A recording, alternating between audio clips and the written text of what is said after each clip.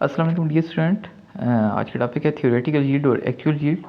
तो theoretical yield क्या होती है? थ्योरेटिकल यील्ड वो होती है जो हमें बैलेंस केमिकल इक्वेशन से प्रोडक्ट्स की अमाउंट जो हमें शो होती है, उससे जो हम बैलेंस केमिकल इक्वेशन से अमाउंट निकालते हैं प्रोडक्ट्स की, वो थ्योरेटिकल यील्ड कहलाती है। और जो एक्चुअल में हमें केमिकल रिएक्शन, जो रिएक्टेंट्स के केमिकल रिएक्शन से हमें प्रोडक्ट्स जनरेट होती हैं, उन प्रोडक्ट्स की जो अमाउंट होती है उसको एक्चुअल यील्ड कहते हैं। हाँ, अब वो आगे ये डेफिनेशन हो जाएंगी, इनको आप मार्क कर लें। उसके बाद ज़्यादातर केमिकल रिएक्शंस ये होते हैं, ऐसे होते हैं कि जिनमें प्रोडक्ट की अमाउंट जो होती है वो थ्योरेटिकल यील्ड से कम होती है, मतलब एक्चुअल यील्ड थ्योरेटिकल यील्ड से कम होती है। तो एक्चुअल यील्ड क्यों कम होती है, उसकी रीजंस क्या हैं? तो मुख्तलिफ प्रोसेसेस हैं, उन जब हम ये चीज़ों को रिएक्ट करवाते हैं तो हम मुख्तलिफ प्रोसेस यूज़ करते हैं। उन मुख्तलिफ प्रोसेस में ये होता है कि हमारी जो कुछ अमाउंट होती है प्रोडक्ट की या रिएक्टेंट की, उसकी अमाउंट जो होती है वो चेंज हो जाती है। तो हमें प्रोडक्ट उतनी अमाउंट में नहीं मिलती है जितनी अमाउंट में हमें मिलनी चाहिए। फिल्ट्रेशन हो गया, डिस्टिलेशन हो गया, या सेपरेटिंग फनल वाला मेथड हो गया सेपरेशन का। उसके बाद वॉशिंग, ड्राइंग, क्रिस्टलाइजेशन। तो ये सारी वो मेथड हैं जिनके थ्रू, जिनमें कुछ अगर प्रॉपरली हम इनको ना करें तो उसकी वजह से एक्चुअल यील्ड जो होती है वो थ्योरेटिकल यील्ड से कम होती है। इसके अलावा कुछ साइड रिएक्शन वाक़ हो सकते हैं, उसकी वजह से भी जो एक्चुअल यील्ड है वो थ्योरेटिकल यील्ड से लेस हो सकती है।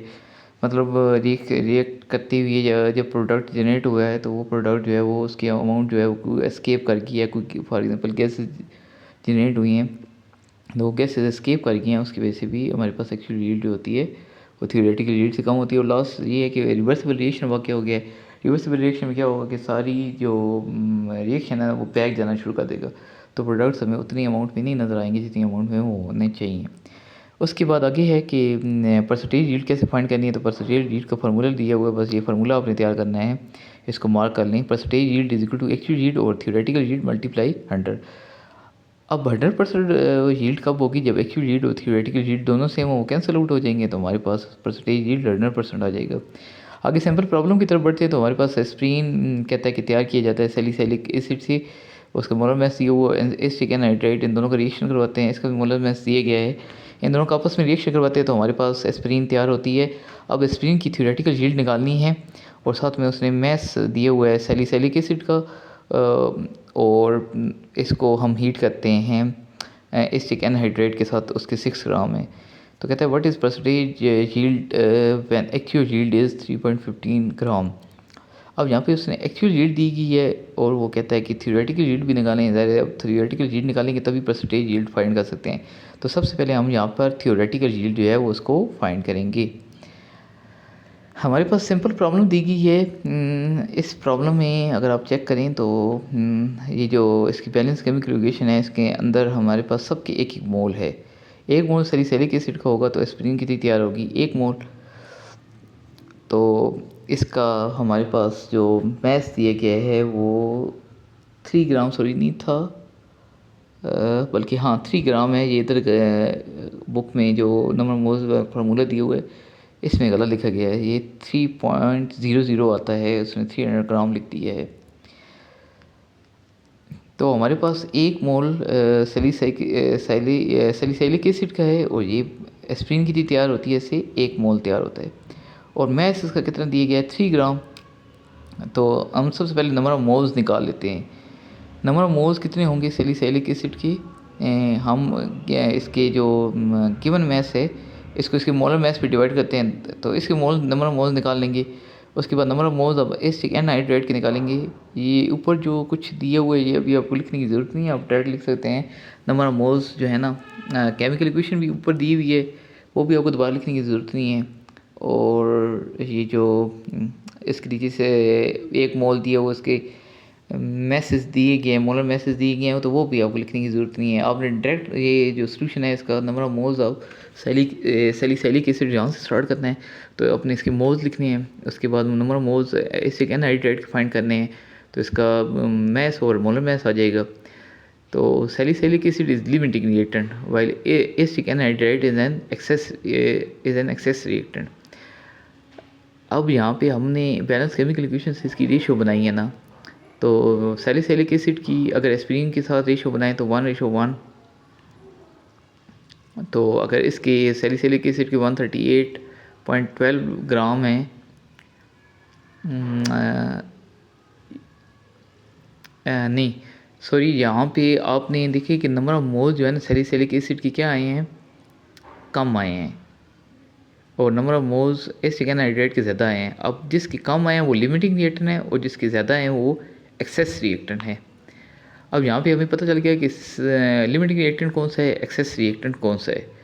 नेक्स्ट हम बढ़ते हैं कि हमारे पास अब हमने सैलिसिलिक एसिड लेना है, और उसे हमने एस्प्रीन के देखने हैं कि मोल्स कितने जनरेट होते हैं।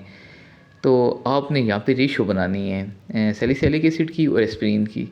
उसने यहाँ पे रेशो नहीं बनाई है क्योंकि उसने पहले जिक्र कर दिया था कि 1 मोल सैलिसिलिक एसिड का होगा तो एस्प्रीन के 1 मोल तैयार होंगे। तो चूँकि मैम रेशो 1:1 है, तो आपने इसी मेथड के थ्रू सॉल्व करना है जो मैंने मेथड पहले आपको करवाया था।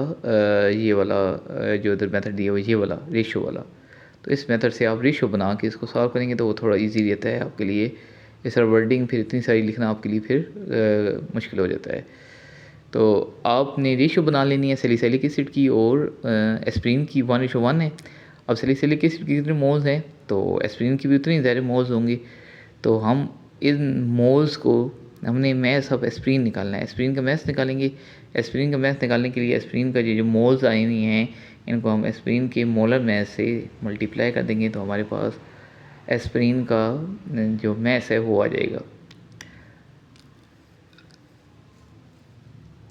अब यहाँ पर जो मैस ऑफ एस्प्रीन है ये एक्चुअली में जो बैलेंस केमिकल इक्वेशन है वहाँ से हमने निकाला है, तो इसको कहते हैं थ्योरेटिकल यील्ड। ये हमें कौन सी यील्ड मिली है, थ्योरेटिकल यील्ड। एक्चुअल यील्ड उसे हमने क्वेश्चन में बताई हुई है, वो कहता है 3.15 है। तो अब एक्चुअल यील्ड की जगह पे 3.15 लिखेंगे, थ्योरेटिकल यील्ड की जगह पे 3.96 लिखेंगे। इनको डिवाइड करके 100 से मल्टीप्लाई कर देना है 100% से। यहाँ पे गलत लिखा हुआ है, ये 100 नीचे नहीं आता है ऊपर आएगा, तो इसे जैसे मल्टीप्लाई करेंगे तो 71.97% हमारे पास परसेंटेज यील्ड आ जाएगी। थ्योरेटिकल यील्ड हमने मैस ऑफ एस्प्रीन जो निकाला है वहाँ से हमें थ्योरेटिकल यील्ड मिल गई है कि इसका दोनों के मैसेज दी हुई थी, इनके सैलिसिलिक एसिड के और उसके एसिटिक एनहाइड्रेट के। इनके रिएक्ट करने के नतीजे में हमें जो ग्राम्स मिले हैं वो एस्प्रीन की वो 3.96 ग्राम है, और ये थ्योरेटिकल यील्ड है हमारी। उसके बाद आगे लास्ट टॉपिक है इस चैप्टर का, importance of stoichiometry in production and dosages of medicine while preparing required dose of a medicine.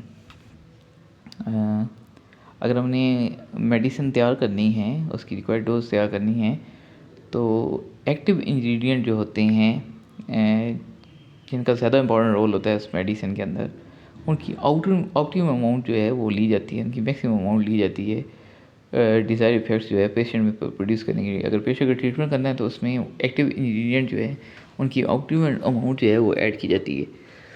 Stoichiometry ensures the accuracy of drug and synthesis. अब स्टोइकियोमेट्री के ज़रिए से हम एक्जैक्ट अमाउंट मालूम कर लेते हैं कि कितनी मिक़दार में कोई चीज़ शामिल करनी चाहिए ड्रग बनाने में, दवाई बनाने में। Any deviation can result in incomplete reaction. अगर हम उतनी मिक़दार में वो चीज़ इस्तेमाल नहीं करेंगे, हम स्टोइकियोमेट्री का सहारा नहीं लेंगे, तो हमें जो मेडिसिन है, ड्रग है, वो सही तैयार नहीं हो पाएगी। एवरी डेविएशन का रिजल्ट इन इनकम्प्लीट रिएक्शन होगा या कंटेमिनेशन वाक़ई हो जाएगी विद अनरिएक्टेड रिएक्टेंट्स। जो रिएक्टेंट्स रिएक्ट नहीं करेंगे जब बाई प्रोडक्ट्स में उसमें ख़राबी होने की वजह से वो इनकम्प्लीट रिएक्शन होगा। इनकम्प्लीट जब रिएक्शन होगा, फॉर एग्जांपल आप रिएक्टेंट्स की मिक़दार तो शामिल नहीं करते हैं, और रिएक्शन कंप्लीट नहीं होगा, वो चीज़ रिक्वायर्ड बनेगी नहीं और उस बीमारी का इलाज भी हो नहीं पाएगा। उसके बाद stoichiometry allow chemist to precisely control chemical reaction. अब केमिकल रिएक्शन को कंट्रोल करना है, तो ड्रग्स तैयार करनी है, उसकी एफिशिएंसी, उसकी इफेक्टिवनेस, सेफ यूज़ के लिए ये सब इम्पोर्टेंट है हमें स्टोइकियोमेट्री का नॉलेज होना। उसके बाद significance of stoichiometry medicine, specifically अब मेडिसिन के अंदर बात करता है। ऊपर भी उसने बात यही की है, सिग्निफिकेंस बताई है, यहाँ पॉइंट्स के अंदर बता दिए, तो आप पॉइंट्स वाला ही तैयार कर लें तो उम्मीद है काफ़ी रहेगा इसका। हमारे पास सिग्निफिकेंस है, पहला पॉइंट है कि प्रिपरेशन एंटीबायोटिक्स। एंटीबायोटिक्स किस लिए होती हैं, बैक्टीरिया का इलाज, जो बीमारियाँ बैक्टीरिया की वजह से होती हैं उनका इलाज करने के लिए। तो स्टोइकियोमेट्री की हमारी मदद करती है कि हर डोज जो है matches the active ingredient on target bacteria, जो बैक्टीरिया जिसको हमने डिस्ट्रॉय करना है, मारना है, उस बैक्टीरिया में के लिए जितनी डोज रिक्वायर्ड है उतनी होनी चाहिए। उसके बाद to determine the cholesterol level, blood patient के ब्लड में कोलेस्ट्रॉल लेवल जो है वो उसकी मुनासिब मकदार हो तो वो बेहतर होता है, अगर वो मकदार में ज़्यादा हो तो वो नुकसानदेह होता है। तो ब्लड पेशेंट के ब्लड में कोलेस्ट्रॉल लेवल की मकदार मालूम करने के लिए भी हमें स्टोइकियोमेट्री कैलकुलेशन से मदद मिलती है। उसके बाद glucose level, blood diabetic patient के ब्लड में ग्लूकोज लेवल की मकदार मालूम करनी है। और use of insulin relies on the stoichiometry, अब इंसुलिन कितनी लगानी है। एक जो आदमी है उसको अगर शुगर है, शुगर पेशेंट है, तो उसको कितनी इंसुलिन रिक्वायर्ड होगी, इतनी ब्लड में शुगर होगी तो इतनी इंसुलिन रिक्वायर्ड होगी, ये हमें स्टोइकियोमेट्री से मदद मिलती है। उसके बाद कहता है कि जो एथलीट्स हैं इनकी यूरिन में स्टीरॉइड को मालूम करने के लिए कि इनकी यूरिन में स्टीरॉइड कितना इस्तेमाल है। अब एथलीट जो होते हैं वो अपने आप को फिट रखने के लिए स्टीरॉइड यूज़ करते हैं। तो स्टीरॉइड क्या है, एक हार्मोन है जो बॉडी में ग्रोथ के लिए इस्तेमाल होता है, बॉडी को ग्रो करवाने के लिए, बॉडी को मजबूत करने के लिए, मसल्स को मजबूत करने के लिए इस्तेमाल किया जाता है। तो एथलीट्स जो हैं वो use steroids and other stimulants to enhance performance and increase strength. तो स्टीरॉइड जो हैं ये बैन होते हैं क्योंकि जो प्लेयर्स होते हैं वो कुछ ऐड के थ्रू, कुछ इन किसी और वजह से अगर अपनी बॉडी को फिट करवाता है तो वो ज़ाहिर बैन होता है। उसकी अपनी फिटनेस जितनी भी है उसके अकॉर्डिंग उसे खेलना चाहिए और परफॉर्म करना चाहिए। अगर वो किसी दूसरी चीज़ों को सहारा लेता है तो वो फिर अलाउ नहीं होता है। तो स्टीरॉइड की अमाउंट जो है वो मुनासिब हो तो फिर ठीक है, अगर उससे ज़्यादा हो तो वो फिर एथलीट्स होते हैं वो बैन कर दिए जाते हैं। To determine the concentration of viral antigens in the preparation vaccine, अब वैक्सीन्स की तैयारी करनी है तो उसके लिए जो एंटीजेंस हैं उनकी कंसंट्रेशन मालूम करने के लिए भी हम स्टोइकियोमेट्री का सहारा लेते हैं। उसके बाद to determine the amount and number of drugs to give a dosages to patient, अब पेशेंट को कितनी अमाउंट देनी है, कितनी अमाउंट में दवाई देनी है वो भी इससे मालूम की जाती है। The medicine has no effect and given some amount, अब अगर डॉक्टर आपको मेडिसिन तजवीज़ करता है कि ये आपने सुबह लेनी है, दिन को लेनी है, शाम को लेनी है, तो उसकी अमाउंट भी जो है वो स्टोइकियोमेट्री की मदद से मिलती है। अगर हम उस रिक्वायर्ड जो डॉक्टर ने हमें प्रिस्क्राइब की हुई है, अगर हम उतनी अमाउंट में मेडिसिन नहीं लेते हैं तो वो हमारे ऊपर असरअंदाज नहीं होगी।